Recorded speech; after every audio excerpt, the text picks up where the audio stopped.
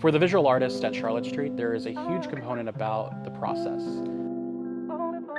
There's a huge component about marketing, research, networking, but a lot of the time and the space that is allocated to us is there to take chances, is there to work with material that you have not necessarily had a chance to.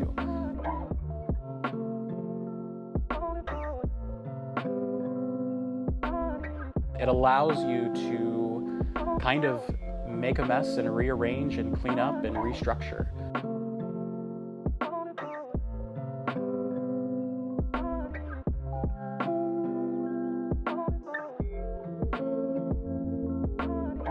Getting the chance to elaborate on some of the ideas that I've constructed, getting the chance to collaborate with other individuals in this program has also been really effective and really important for my process.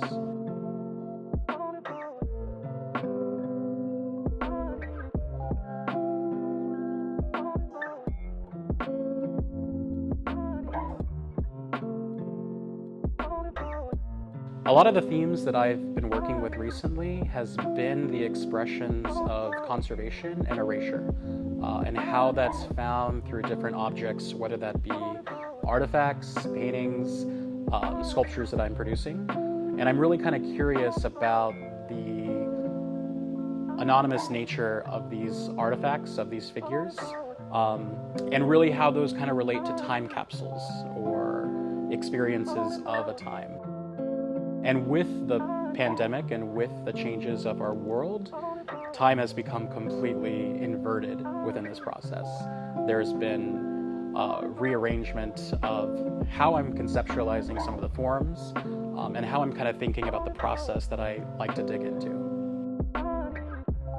The impact on the human condition for me, it always has come from a very personal place.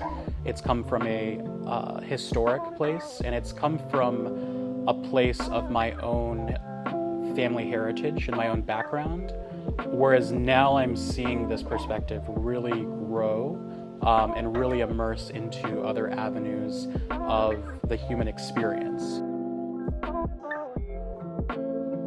Time is really important. The work completely needs all the time to be processed, to be thought out, to be made. There are times where there are errors in the process, and those errors are really important to the construction and sometimes even the deconstruction of these objects.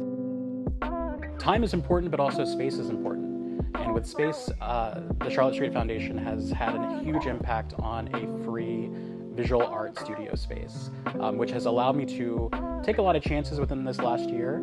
There have been a lot of uncertain aspects about this year, but one of those things that has been certain is a free, reliable studio space.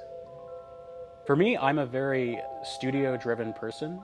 I'm always really excited if I have a free studio or if I have a studio at all.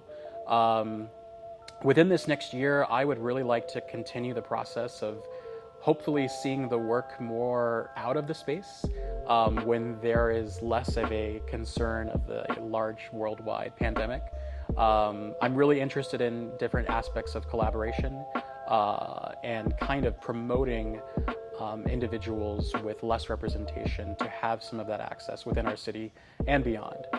I think like many artists, the 2020 pandemic has challenged the way we think and the way we perceive and the way that we actually make art.